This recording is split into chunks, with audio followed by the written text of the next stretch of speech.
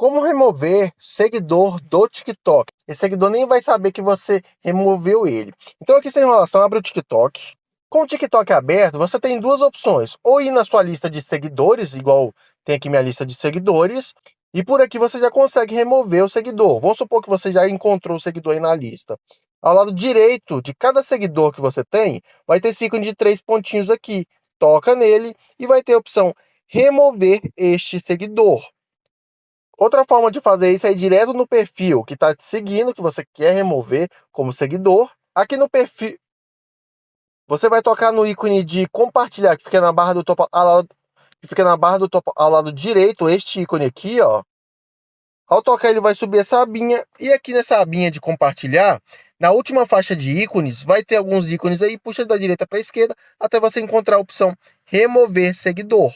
Então tem essas duas formas aí que eu mostrei. Ok? Foi!